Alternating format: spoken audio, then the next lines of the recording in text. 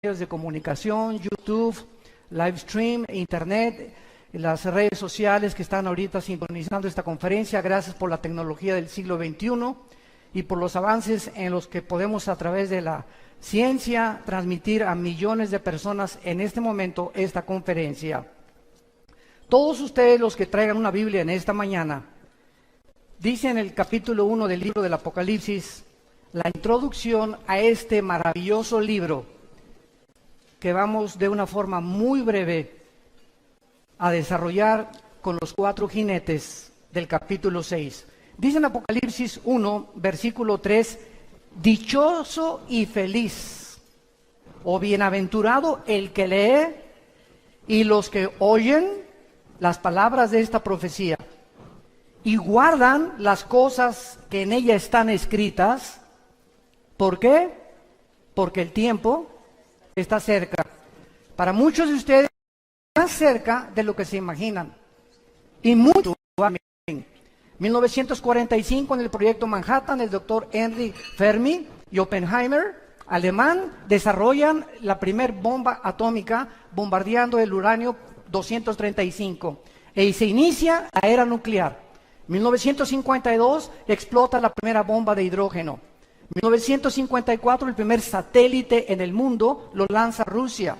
1969 llegamos a la Luna. Y 1970 en adelante, ¿qué nos sorprende? El Internet, la época cibernética, los chips, iPhone, ahorita una computadora de un año ya es obsoleta para el próximo año. Es impresionante la forma como el ser humano evolucionó tecnológica y científicamente en menos de 50 años. Y esto estaba profetizado por el profeta Daniel en el capítulo 12, versículo 4, que antes de que Cristo regresara, el conocimiento iba a aumentar. Ahora, cuando abrimos el libro del Apocalipsis, tenemos un libro que fue escrito hace 2000 años, damas y caballeros, con los descubrimientos científicos que manifiesta este libro impresionantes a la luz y a la relevancia de los acontecimientos que nos rodean actualmente en el siglo XXI. Y nunca como en esta época, la gente había estado tan confundida religiosa, política, filosóficamente, como en el siglo XXI. A pesar de que en el siglo XX se alcanzaron los más grandes descubrimientos y los más grandes avances tecnológicos, el siglo XX también fue el siglo donde más ateos surgieron. Sigmund Freud, Friedrich Nietzsche, el padre del comunismo, fascismo y nazismo, Richard Dawkins, Jean-Paul Sartre, Samuel Harris, Bertrand Russell, y todos estos hombres que se levantaron agrediendo el cristianismo, cuando antes de ellos los más grandes científicos y las más grandes mentes brillantes fueron cristianos, como Isaac Newton, como Pasteur, como Blaise Pascal, como Alberto Einstein, que mismo Einstein, aunque nunca aceptó ser cristiano, nunca jamás negó la existencia de una fuerza, de un creador que estaba detrás del universo. Pero llega el siglo XX con los descubrimientos científicos y los avances tecnológicos y el hombre se ensoberbece contra Dios.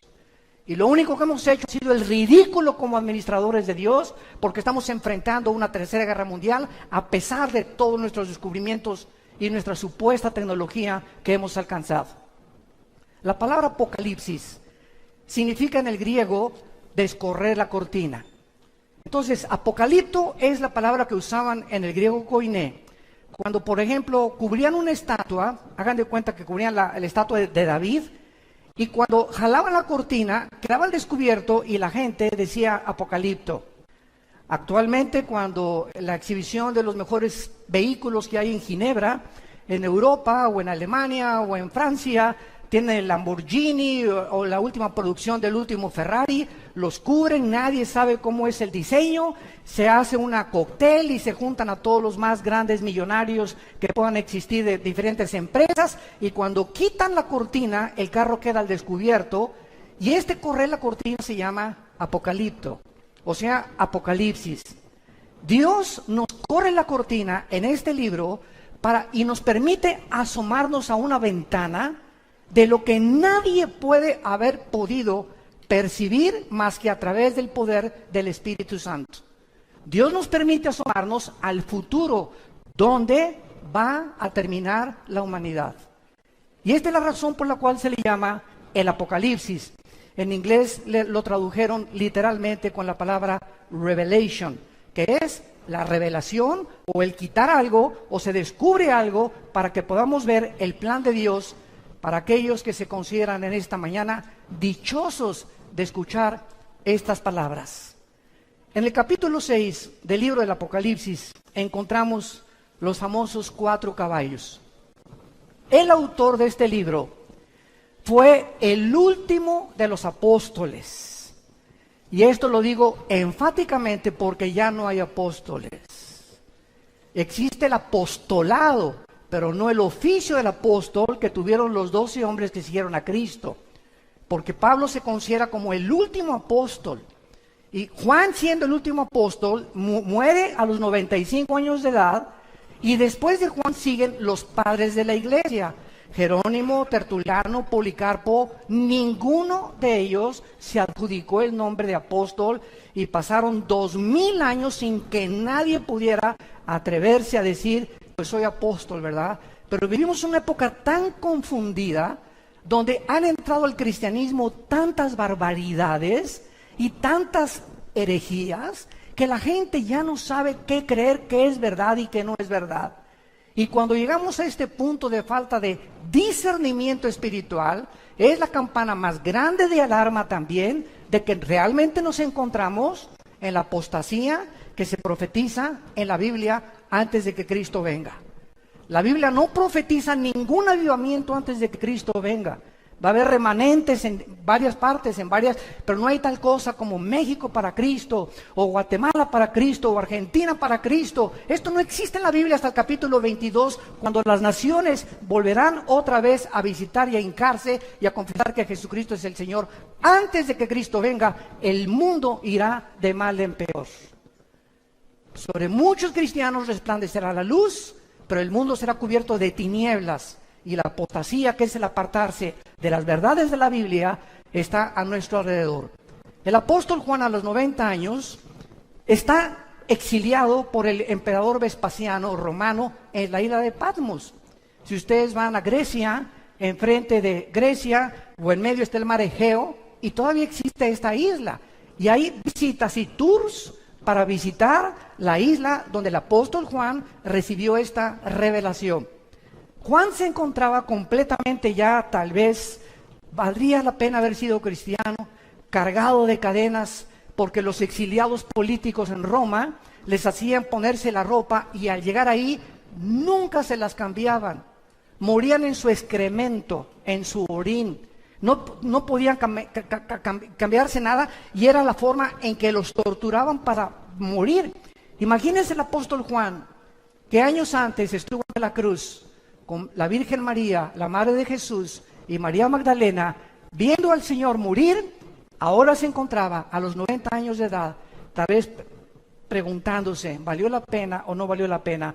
Cuando el apóstol Juan en el capítulo 1 voltea y encuentra a una figura con los ojos como llama de fuego, con el pelo blanco como lino, con un cinturón fajado de oro sobre un vestido de lino, y los pies refulgentes como el bronce. Juan, ante esta apariencia de esta entidad espiritual desconocida para él en ese momento, cae al suelo y se acerca esta figura detrás de él y le pone la mano y le dice, no temas. Yo soy el que estuve muerto, mas he aquí que vivo por los siglos de los siglos y tengo las llaves del infierno y tengo las llaves de la muerte. Escribe las cosas que son, las que van a ser y las que han sido. Y esto es lo que contiene los 22 capítulos de este libro maravilloso.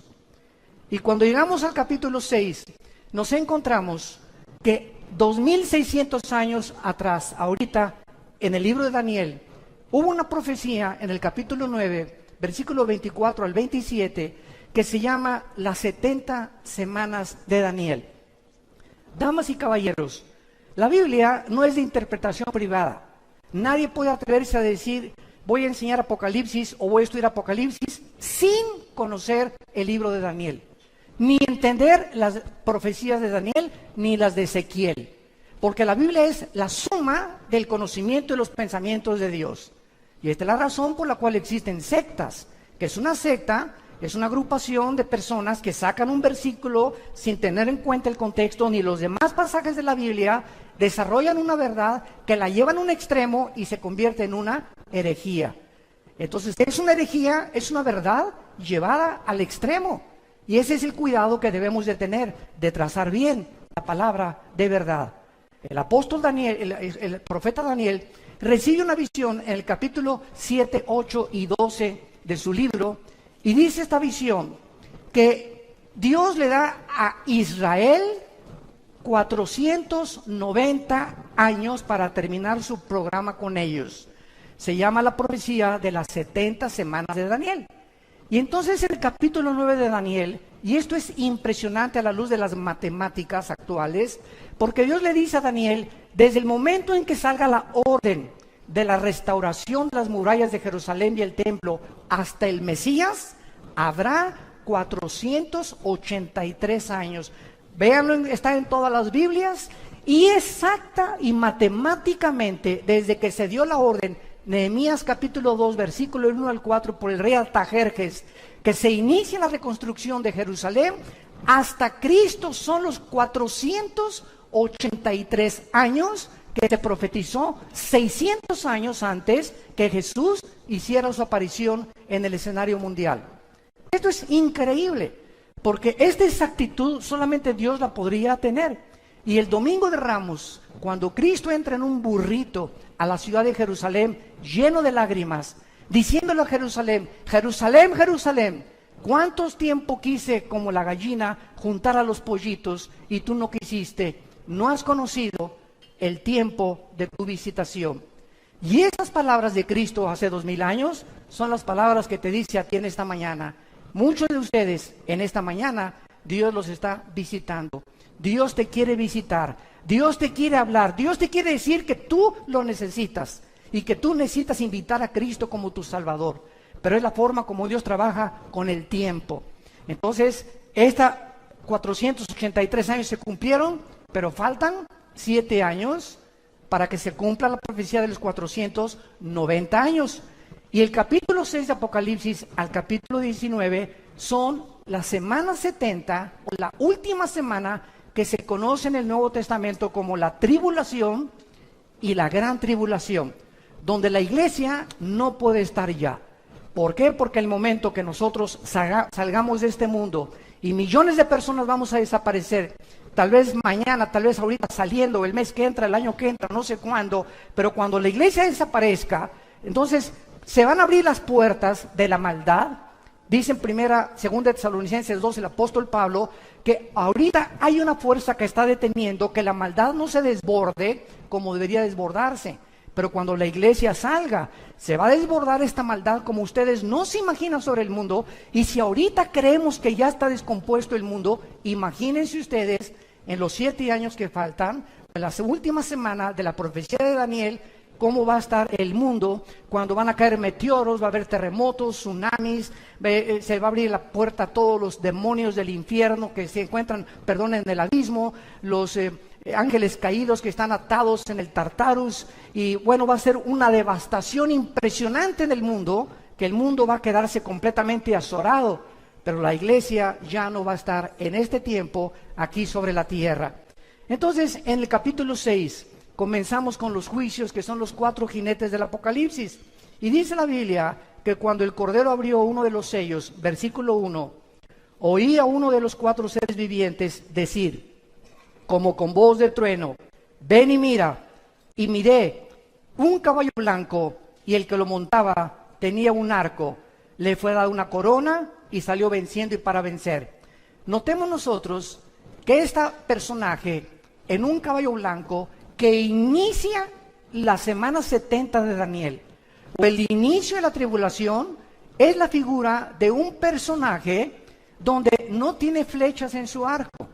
En otras palabras, cuando vemos otros pasajes de la Biblia, encontramos que este personaje, que se le conoce en la Biblia como el último futuro dictador mundial, conocido en el libro de Daniel como el pequeño cuerno, conocido por el apóstol Juan en su primera carta, capítulo 2, como el anticristo, y conocido por Juan en el Apocalipsis como la bestia, se le llama el anticristo o el último dictador mundial. Si nosotros vemos la historia y recordamos a Adolfo Hitler, Benito Mussolini, José Stalin, todos los grandes dictadores, ¿cómo entraron al poder? Bueno, en 1936-37, Alemania perdió la Primera Guerra Mundial. Se encontraba en un caos tremendo, el orgullo alemán estaba aplastado completamente, y surge una voz en 1937-38, cuando es elegido democráticamente Adolfo Hitler. Y Adolfo Hitler, como todo líder populista, promete hacer de Alemania la mejor nación de Europa y del mundo. Hitler saca a los comunistas de Alemania, Hitler levanta todas las fábricas de Alemania, Hitler crea el famoso Volkswagen, que significa el carro del pueblo, y el pueblo está feliz. Pero detrás de esta cortina, de este maquillaje, que casi siempre es detrás de casi todos los políticos, se encontraba una personalidad oscura de este hombre que hasta después de la Segunda Guerra Mundial, cuando el general MacArthur invade Normandía con los ingleses y sitian a Berlín, los rusos y las tropas de Stalin por el lado del este, y acaban también con los tanques de guerra de Italia de Mussolini, llegan a Berlín y se encuentran completamente sorprendidos de más de 6 millones de judíos que este hombre, no teniendo ningún problema con ellos, su problema era con Inglaterra, con Estados Unidos y con Rusia, y Japón, Italia y Alemania se unieron en contra de estas naciones. De repente se vuelve contra un grupo étnico de judíos que no tenían pistola, no tenían rifles, no tenían ni siquiera una nación donde vivir. ¿Qué fue lo que hizo que Hitler tuviera este odio, en México le llamamos odio jarocho, en contra de esta nación que era completamente indefensa e insignificante? ¿Cómo es que se voltea completamente de los ingleses, los americanos y los rusos y se vuelve para extinguir y erradicar completamente a este pueblo que en la Biblia Dios en su soberanía le concedió que a través de ellos viniera el Mesías, el Hijo de Dios? Una de las preguntas que casi siempre nos hacen en los seminarios teológicos es la siguiente: ¿qué acaso los judíos es un pueblo especial o son más consentidos que los árabes o con los palestinos? De ninguna manera. El hecho es que la ignorancia del plan de Dios hace que la gente se desvíe y comience a hablar cosas que no entiende. Dios desde el principio de la humanidad tenía que escoger un punto geográfico en el globo terráqueo para centrar en ese globo terráqueo, número uno, que a través de ese pueblo pudiera ese pueblo comenzar a través de los sumerios, de los egipcios, de los babilonios y de todas estas tribus y civilizaciones antiguas, dar testimonio de que Dios es uno solo. Fue el primer pueblo que comenzó a divulgar el monoteísmo, la nación de Israel, a través de Abraham y de las 12 tribus que Dios formó. La segunda razón es para que a través de ellos tuviéramos nosotros la Biblia. Y cuando alguien dice, ¿y por qué los judíos? ¿Y por qué no los mexicanos? Y si hubieran sido los mexicanos, los costarricenses o los ticos nos hubieran dicho, ¿y por qué no los ticos? ¿Y por qué no los españoles? La cuestión es que Dios es soberano. Y Dios escoge un pueblo precisamente para a través de ellos darnos el programa que gracias a ellos podemos tener. Pero voy a terminar. Entonces, los judíos nos dan las Sagradas Escrituras. Dice el capítulo 9 de Romanos, versículos 3 y 4, que a ellos se les dieron los pactos y a ellos se les dieron los mandamientos y las leyes civiles, las leyes de higiene y las leyes morales.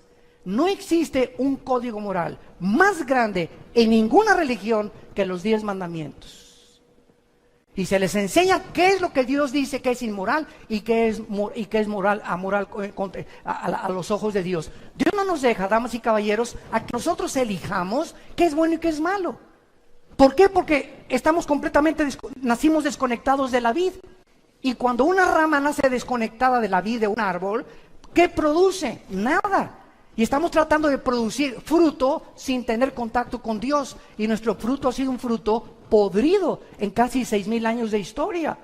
Viene Jesucristo a unirnos a la vid, a decirnos cómo podemos conectarnos con la fuente de energía, cómo podemos recuperar la dignidad que tenemos como seres humanos de haber sido creados a la imagen y semejanza de Dios. Y esa es la labor que Jesucristo viene a hacer del tercer cielo, a decirnos cómo podemos nosotros ir a Dios. Y Jesucristo lo dijo en Mateo 11, 27 al 28, nadie conoce al Padre sino al Hijo, y el Hijo a quien se lo quiera revelar. Que dice la Biblia que no hay nadie que conozca a Dios. Tú te puedes irte allá a Chapultepec a practicar budismo zen y flor de loto y yoga y dime lo que tú quieras. No hay forma, de acuerdo a la Biblia, de conocer a Dios si antes no conoces a su Hijo. Porque es su Hijo el que vino a revelarnos al Padre. Y antes de que tú conozcas a Dios y tengas contacto con Dios, tienes que tener contacto primero con su Hijo Jesucristo. Y cuando tú oyes las palabras de Jesucristo y comienzas a seguirlo, Él nos conecta, Él nos abre la puerta, Él nos revela al Padre, entra a tu vida y comienzas a tener iluminación y entendimiento acerca de por qué naciste, de dónde venimos, quiénes somos, hacia dónde nos dirigimos. La ciencia jamás nos podrá contestar estas tres incógnitas que han permeado la filosofía desde hace 6,000 años. Porque para que la ciencia nos diga de dónde venimos, tiene que ser repetitivo. Si no es repetitivo, no es científico. Nadie nos puede decir quiénes somos. El pobre doctor Sigmund Freud lo intentó hace casi un siglo. Pues yo creo que el problema humano está en la mente. William Shakespeare es el defecto trágico. Karl Marx no es la lucha de clases. Y todos los líderes y todos han tratado de opinar por qué el hombre es autodestructivo, por qué estamos tan confundidos, por qué hay tanta corrupción, por qué hay tantas cosas dentro de nuestra alma que nos llevan a hacer cosas que no queremos hacer. Yo recuerdo cuando tenía 18 años, que mi padre me lo dijo, yo también estuve en el alcoholismo, mírate Armando, ¿cómo estás? Y me acuerdo que le contesté a mi papá, papá, ¿y qué hago? Si me gusta el trago, pero es que te hace mal la cirrosis y todo, lo entiendo, el cigarro te hace mal, y dice, este producto es nocivo, pregúntale al que fuma, ¿por qué lo hace? ¿Por qué te estás autodestruyendo? Porque la Biblia dice que somos autodestructivos y necesitamos a Dios para podernos sacar, no alcohólicos anónimos, no marihuanos anónimos, no locos anónimos, sino la sangre de Jesucristo es la medicina que Dios nos da para poder sanar nuestra condición con la cual nacimos.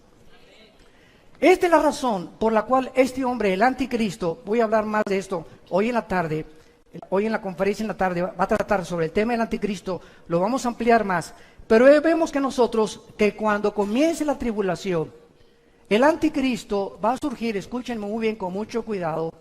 De acuerdo a la Biblia, 5 naciones de Europa y 5 naciones del Medio Oriente se van a unir para formar una confederación política que representan los 10 dedos de la estatua de Nabucodonosor y los 10 cuernos en Apocalipsis 17, que es el último gobierno que el anticristo va a formar.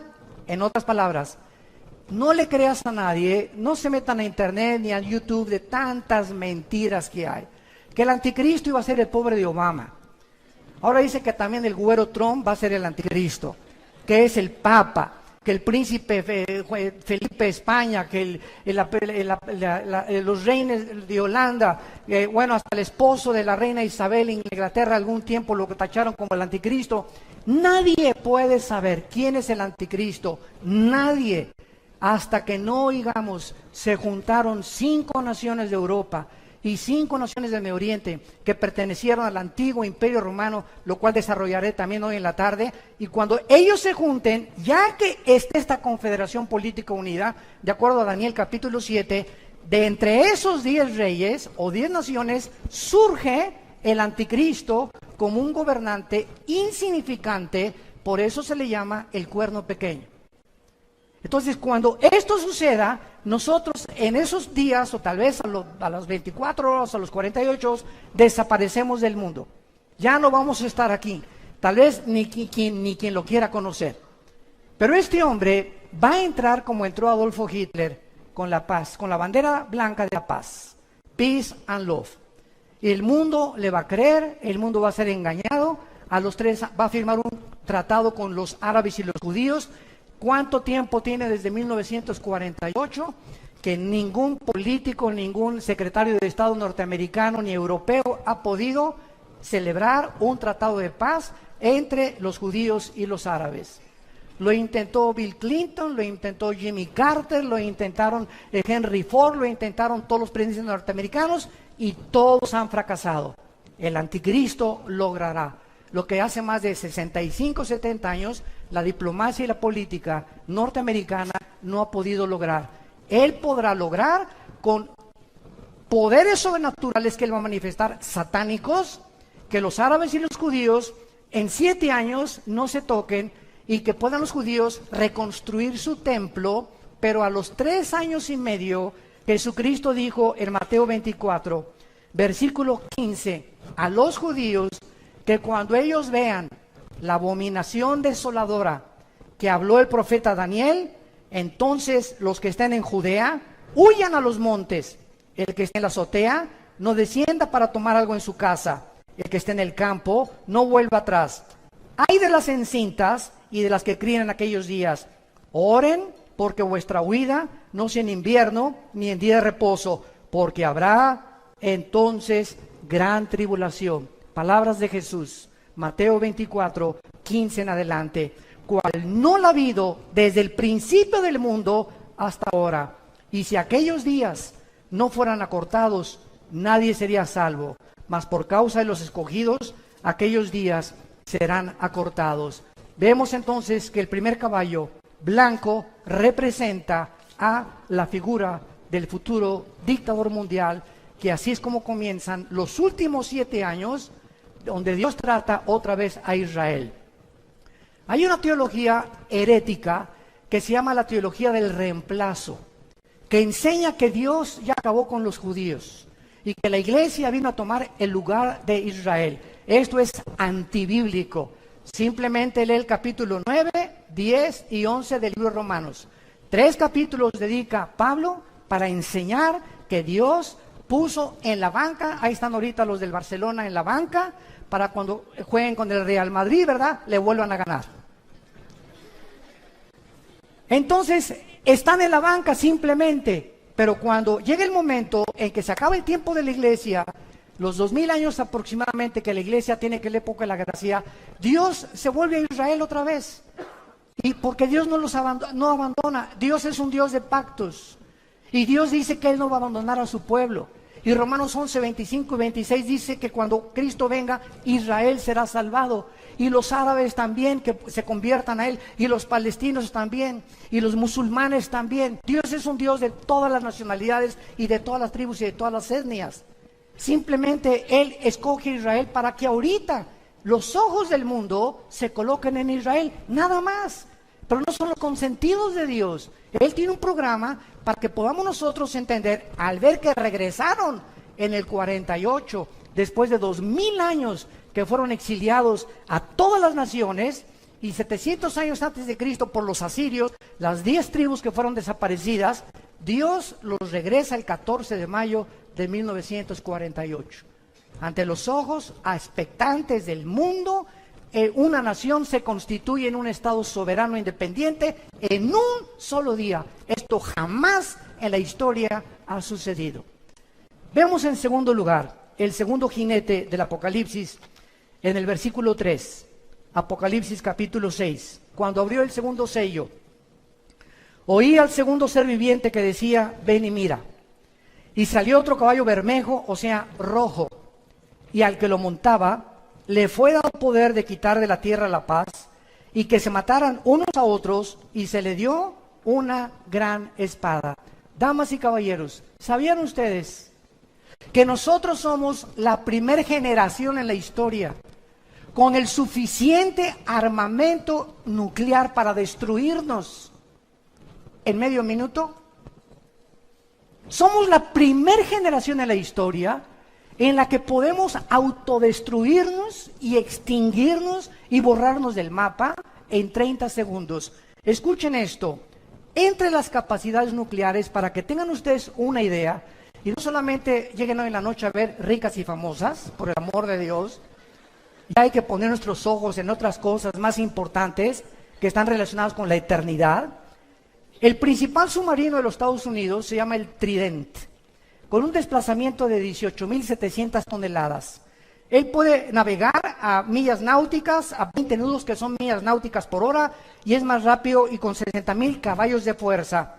Este submarino, el Trident, tiene el Angelito 24 misiles nucleares, un solo submarino Trident. Tiene más de 25 Estados Unidos. Ahorita hay más de 15 en el mar de Japón y alrededor de Corea del Norte, porque esta persona psicópata, esquizofrénico, desquiciado, líder de Corea del Norte, está a punto de bombardear a Japón o a Israel o lanzar un misil contra Corea del Sur. Él no va a atacar a Estados Unidos, porque entonces ya podría Estados Unidos tener la justificación. Pero si él ataca a Corea del Sur, donde hay 35,000 Marines o marinos americanos estacionados, o si ataca a Japón o si ataca a Israel, Estados Unidos tiene que entrar a la guerra. Y al entrar Estados Unidos va a entrar Rusia, Irán y la China. Y nos encontraríamos con el cuarto sello que vamos a ver a continuación, donde va a morir 1/4 de la población del mundo. Estamos hablando de 2 billones, escúchame, B de burro, billones de seres humanos morirán en la 1/4 del mundo en el cuarto sello. Somos la primera generación que tenemos estas armas nucleares. Los submarinos rusos es el Tifón, el principal de ellos, con un desplazamiento de 25.500 toneladas. Está diseñado para operar debajo del Ártico, principalmente este submarino. Cada submarino podría destruir, escuchen esto, cada submarino Tifón de Rusia podría destruir 200 ciudades de Estados Unidos en un minuto. Rusia tiene 17 submarinos en el Atlántico apuntando a Estados Unidos desde que Putin entró hace como 10 años. Y tiene en el océano Atlántico y en el océano Pacífico, en el Pacífico tiene como 12 submarinos apuntando a Estados Unidos. Y el presidente de Estados Unidos tiene un portafolio donde están los códigos para poder desatar y dar las órdenes de que una guerra se desate. Escuchen cómo funciona esto. El misil que tiene Rusia ahorita tiene más armamento de Estados Unidos que Rusia, pero Rusia tiene ahorita más armas nucleares y más misiles que Estados Unidos. Y Rusia tiene ahorita un misil que tarda 25 minutos en salir de Moscú a Washington o a Nueva York. ¿Qué va a pasar en 25 minutos?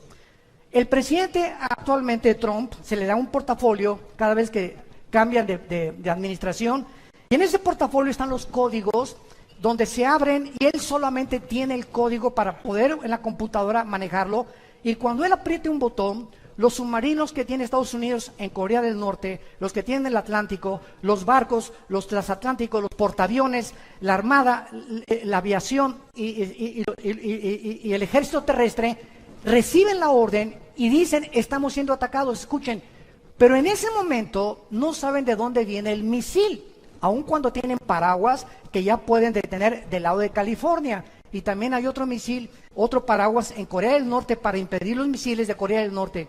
Pero ¿cuánto tarda el presidente, en este caso el presidente Trump, si es que en esta administración estalla la guerra, cuánto tarda él en poder mandar esta señal, abrir el portafolio, cuando en 25 minutos puede alcanzarlos un misil?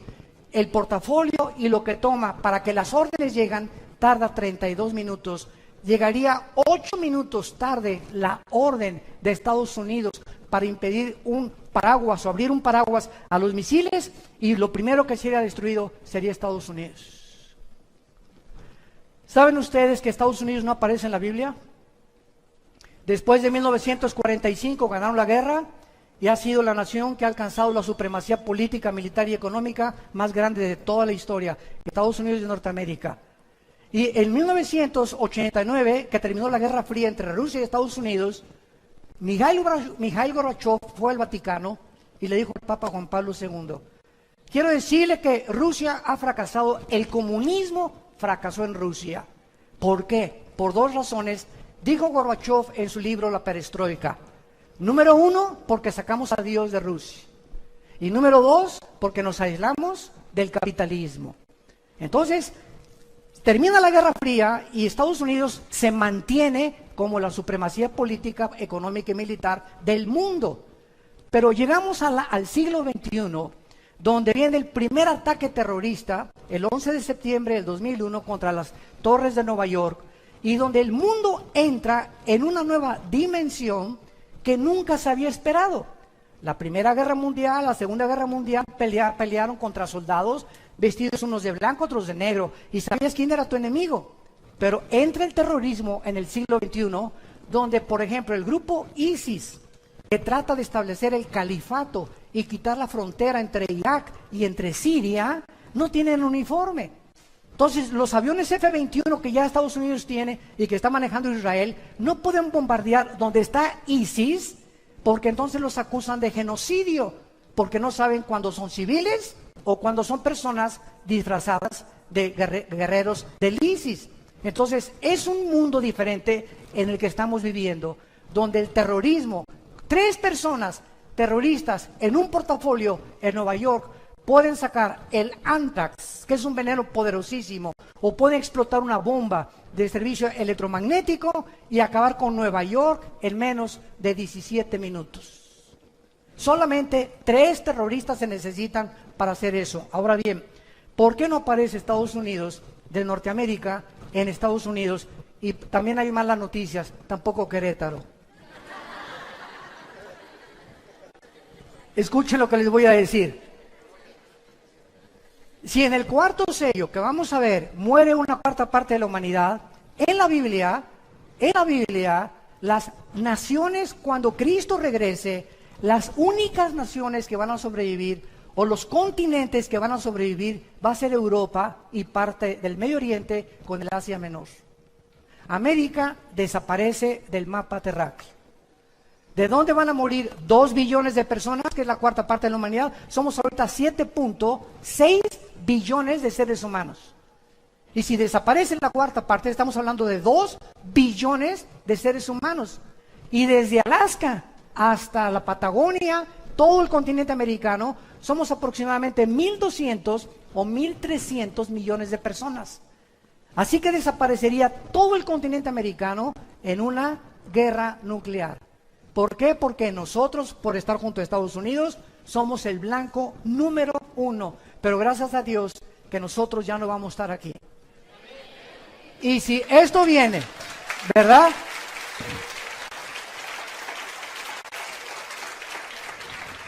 Y si esto viene, nos vamos a dar cuenta que es completamente devastador el poder nuclear que hay ahorita. Vuelvo a repetir, donde ya se están alineando en el lado oriental, China, Irán y Rusia están alineadas, y en el lado occidental, Estados Unidos y la OTAN, la Organización de Naciones del Tratado del Atlántico del Norte. Entonces tenemos ahorita, escuchen esto, tenemos ahorita el oriente y el occidente chocando en una nación que es de las más antiguas de la humanidad, que es Siria, donde las naciones occidentales, la OTAN y Estados Unidos quieren sacar a Bashar Assad de Siria por la devastación que él ha hecho y los crímenes de guerra de usar armas químicas. Y por otro lado, Rusia nunca va a permitir que saquen a Assad. ¿Por qué? Porque Rusia tiene la única base naval en Siria con acceso al Mediterráneo. Entonces, el día que destruyan Siria, y el día que la OTAN o Estados Unidos pudieran sacar a Assad, entonces Rusia quedaría aislada e Irán le provee todas las armas a los de ISIS, e Irán le provee todas las armas a todos los rebeldes que quieren sacar a Siria, y vemos una pantomima increíble de intereses económicos en el Medio Oriente. Escuchen esto, todos supieron que mandaron 60 Tomahawks, misiles Tomahawks, el presidente Trump, a un lugar geográfico de Siria. Escuchen lo que pasó. Un Tomahawk es un misil que sale de un submarino o de un portaaviones a una velocidad de 1.700 kilómetros por hora. Tiene un poder explosivo en la punta del Tomahawk con un GPS, que es una computadora que si hay una montaña, por ejemplo, así, y el Tomahawk sale de un submarino y el blanco está aquí atrás. El Tomahawk, por ser guiado por una computadora, hace esto, evade la montaña, vuelve a bajar hasta que den el blanco. Tiene 0.002 de error. Esos son los misiles Tomahawk. Muy bien, Estados Unidos mandó 50 o 60 a Siria. ¿Saben ustedes a dónde los mandó? Para que se mueran de la risa, de cómo estamos tan engañados, a un lugar donde no había nadie. Ni siquiera se mandó, o sea, 60 Tomahawks acaban con todo Siria, por el amor de Dios, Virgen de la Macarena. Nada, sacaron una fotografía que un aeropuerto ahí que se murieron algunos nada más. No es cierto, no es cierto. Se pusieron de acuerdo Trump y Putin, tu padrino. Se pusieron de acuerdo porque hay un problema tremendo ahorita, que es posiblemente que procesen a Trump. Lo está defendiendo el Partido Republicano porque es la mayoría ahorita en el Senado, pero está demostradísimo que Rusia invadió completamente las elecciones norteamericanas. Y que había nexos muy profundos entre ellos. ¿Por qué? Porque el secretario de Estado ahorita del presidente Trump, el señor Tillerson, tiene más de 12 pozos petroleros en Rusia, por el amor de Dios. Y no los van a perder. El expresidente de Exxon, multimillonarios. Nunca ha habido un gabinete de millonarios como el que existe ahorita alrededor de este presidente. Entonces, hay intereses que no le conviene ni a Rusia ni a Estados Unidos ahorita entrar en un conflicto. Entonces, Putin le echa la mano y le dice, mándame unos misiles, mándalos a ese lugar, y para que el mundo sepa, no, Trump sí realmente, él no, él está en contra de Rusia. No es cierto, son compadres. Este es el mundo que vivimos, un mundo de engaño, un mundo de mentiras, un mundo de corrupción, un mundo de los medios de comunicación nos presentan una imagen, un escenario que no existe y no, lo acabamos aceptando todos. Pero es la forma como el mundo está trabajando. Pues hace 2500 años el profeta Ezequiel en su capítulo 38 profetizó que antes de que Cristo viniera se iba a alinear Rusia, que no existía más que con la palabra demagog. Iba a alinearse con Persia. En 1935 le cambió el nombre a Irán. En 1935 de Persia se cambió a Irán. Aparece en la Biblia como Persia. Y se iba a unir a ellos también la China como los reyes del Oriente, Apocalipsis 16. Y se iba a unir entonces China, Irán y Rusia en contra del Occidente. Tal como ahorita los periódicos de mañana en la mañana lo están notificando al mundo. Y si tú quieres saber que hay una luz, no consultes por favor a Walter Mercado, ni a la bruja, ni a los mediums, ni a la doctora Corazón, ni a tantas barbaridades que encontramos por el mundo. La Biblia es la palabra profética más segura, a la cual haríamos bien en estar atentos como una luz. La única luz que hay está aquí. Es la única luz. Y tú, si eres cristiano, y tú también, somos la única luz en nuestra familia, en tu oficina, en tu taller de carpintería, en tu escuela, en tu secundaria, en tu high school. Somos nosotros enviados a Dios para decirle al mundo, arrepiéntanse. Cambia tu manera de pensar. Tú no puedes seguir con esta vida que tú estás llevando, te vas a autodestruir. Ya lo oímos en el testimonio, es uno de millones de personas que viven vacíos. Este señor que está presidente ahorita en Estados Unidos, uno se dice, oye, pero con este dinero, ¿por qué no se retira con sus nietos? Por el amor de Dios. Ahora hace un mes mandó un tweet que estaba arrepentido de haber aceptado la presidencia. Que nunca se imaginó que era tan grande las cargas que iba a tener cuando en su campaña, no, son chiles en nogada, hombre, cualquier cosa, no. Vamos a, ¿verdad? Vamos a poder, no, es como le dicen, ¿verdad? Pie in the fingers en inglés, o sea, es cualquier cosa la presidencia. Y ahorita tiene más de 2 meses, escuchen esto, más de 2 meses aislado, escuchen esto, este hombre en la Casa Blanca, sin su esposa, sin sus hijos y sin su hijo menor de edad. Ya la esposa, ni los hijos, aislado completamente. Nadie sabe, ¿verdad? Se están separando todos y ahí está aislado él en la más grande de las soledades. Por eso necesitamos orar por él y por nuestros gobernantes. Porque cuando prueban el gobierno, cuando prueban el poder, cuando sube el artista ya a la cumbre, cuando sube el cantante a la cumbre, cuando Miss Universo llega a la cumbre, cuando llegas a la presidencia y a ser diputado y a ser juez, allá arriba, sin Dios, las alturas marean. Nos descompone el poder y el aplauso y el dinero sin Dios. Por eso dice Proverbios el rey Salomón, adquiere sabiduría antes que plata y oro precioso. ¿Por qué? Porque si Dios te da dinero y tú no tienes la sabiduría para usar ese dinero, se convierte en una maldición. En una maldición. Ahorita, el misterio más grande que hay ahorita aquí en la República Mexicana es ¿dónde está el dinero del Chapo? Nadie lo sabe. Antes de morir, un líder más grande que él, Pablo Escobar en Colombia, su hijo que anda testificando por todo Brasil y por toda Sudamérica, el hijo de Pablo Escobar, lo dice. Mi padre teníamos cuartos llenos de dinero. Un día tenía fiebre una de mis hermanitas, quemamos como $1 millón para calentarla, porque no sabíamos en qué gastarlo. No lo podíamos meter al banco, no podíamos usarlo porque todos nos tenían fichados. Ese es el poder, es una mentira. Y toda la gente sigue buscando eso. Sin Dios nunca disfrutarás nada. Más vale plato de legumbres donde hay amor, que de buey engordado donde hay odio. Y vemos en tercer lugar el caballo negro, que es la peste y el hambre en el mundo. Cuando abrió el tercer sello, versículo 5, el tercer ser viviente dijo, ven y mira, he aquí un caballo negro. Y el que lo montaba tenía una balanza en la mano, y oí una voz del medio de los 4 seres vivientes que decía, 2 libras de trigo por 1 denario, y 6 libras de cebada por 1 denario, pero no dañes el aceite ni el vino. Estas palabras significan una hambre tan tremenda que se viene sobre la humanidad, que 1 denario era el salario que un obrero ganaba diario. Entonces, 1 barra de pan no va a alcanzar ni siquiera para comprar con 1 día de salario mínimo. Cuando vino la Gran Depresión en Estados Unidos, en los 30s, los alemanes tenían carretillas de dinero, pero así, de los marcos alemanes, pero millones de marcos alemanes que no podían comprar un solo pan. De la devaluación tan impresionante que vino en la Gran Depresión. Y así lo dice la Biblia, Dios convierte en polilla lo más apreciado del hombre.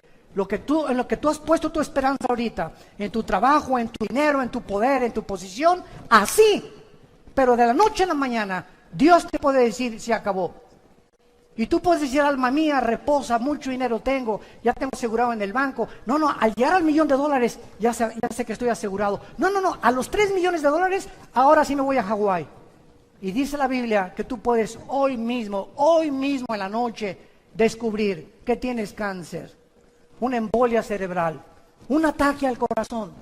Nuestra vida pende de un hilo.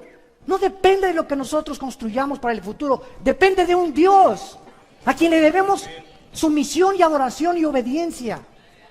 Y eso es lo que Él quiere, que nosotros nos volvamos a ese Dios, que pongamos nuestros ojos en las cosas eternas, no en las cosas temporales, que pasamos peregrinos nada más por esta vida. Cuando un niño tiene 5 o 6 años, no existe el futuro ni el pasado. Él vive en el presente, no se preocupa si hay comida, si hay complex. Llegamos a los 18 años, los jóvenes, el futuro. ¿Qué voy a hacer? ¿Qué carrera? Y desgraciadamente, ¿cuál es la que más produce dinero? Y se ponen a investigar los jóvenes en internet. ¿Cuáles son las mejores remuneradas carreras? Cuando a lo mejor no tienes tú ese llamado, pero movido por los intereses materiales en que el mundo vive, pierden completamente su llamado y lo que Dios tiene para sus vidas. Y cuando llegamos al 5.º piso, ¿verdad? Como muchos de nosotros ya llegamos, o al 6.º piso, a los 50, 60 años de edad, todo es hacia atrás. Ay, si hubiera sido Pancho Villa, y si hubiera esto y el otro, y mi abuelo y por aquí y por allá, y vemos nosotros como el ser humano, al llegar a la tercera edad, así pasa el tiempo. Los jóvenes creen que tienen toda la vida, pero llega al 5.º piso y al 6.º piso, y te vas a dar cuenta qué rápido pasa el mundo y la vida. Y cuando menos lo esperamos, ya estamos de canas, tenemos a nuestros nietos, regresamos otra vez a la vejez, a que alguien nos tenga que cuidar, y lo que hiciste en la vida para quién lo hiciste, para quién sembraste, para quién viviste. Ancha es la puerta, dijo Jesús, que conduce a la perdición. Y muchos van por esa puerta ancha. La puerta donde tú eres autónomo y tú no le das cuentas a nadie. Tú pones tus reglas y tus propios mandamientos. Pero angosta es la puerta que conduce a la salvación y pocos son los que entran por ella. Porque si tú no cargas tu cruz, dijo Jesús, si tú no cargas tu cruz y no te niegas a ti mismo, no entrarás al reino de los cielos. El hambre, de acuerdo a la FAO, hay más de 2,000 millones de personas ahora muriéndose de hambre.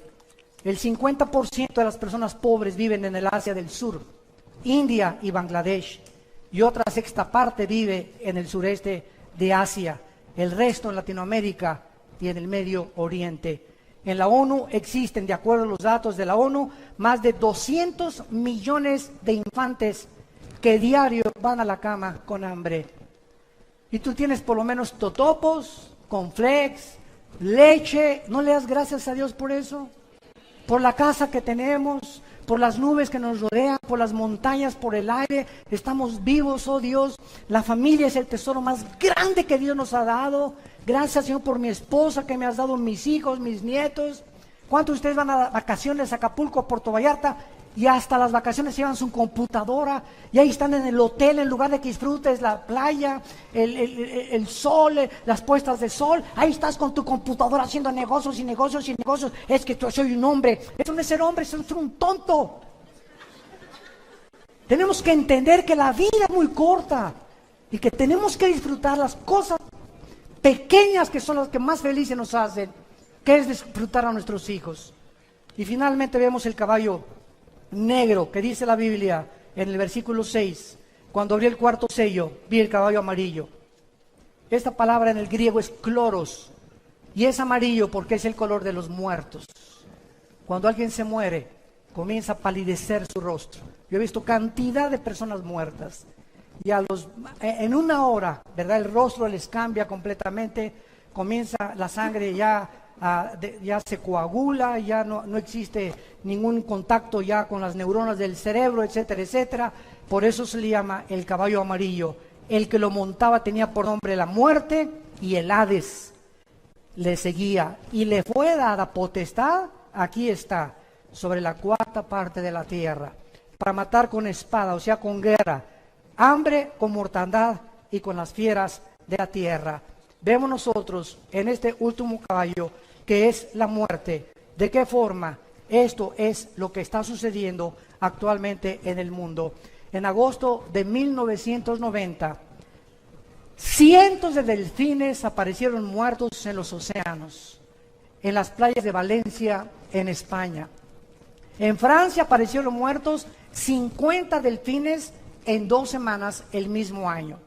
Las pruebas de laboratorio descubrieron que estos delfines murieron por un virus llamado Morbilli, que es producido por la contaminación del petróleo derramado en el mar.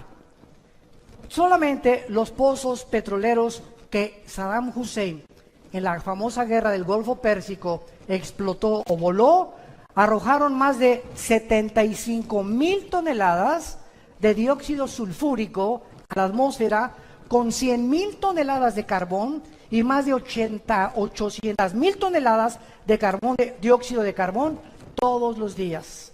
Damas y caballeros, estamos en un planeta donde el aire, la comida, el agua, los bosques, todo lo hemos contaminado. Yo creí que Querétaro se estaba salvando.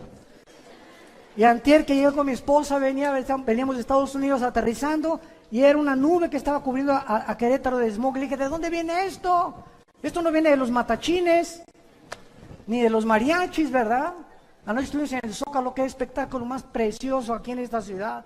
Y por un lado la sinfónica, y por otro lado el cantante rock, otros bailando ahí los bailes de hace más de 35, 40 años que nos gustaban, etcétera, etcétera. ¿Qué ciudad más hermosa tienen ustedes? Hay que cuidarla también. Pero así está el mundo completamente contaminado ya. ya hay cosas, productos higiénicos, ¿verdad? Y transgénicos, y están cultivando hortalizas propias, muchos en sus jardines, porque ya está absolutamente todo contaminado. Y quiero terminar leyendo a Isaías en el capítulo 24, que fue escrito hace 2700 años. Escuchen esto. Hace 2700 años, el profeta Isaías profetizó lo siguiente. Y antes de leer estas palabras, si tú vas a Jerusalén, en el Museo de Jerusalén se encuentra todo el rollo de Isaías que se descubrió en 1949 en el Mar Muerto por unos peregrinos ahí.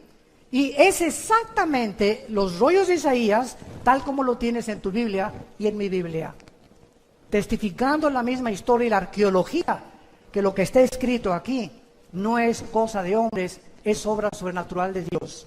Y termina así este versículo, capítulo 24. Se destruyó, versículo 4, cayó la tierra.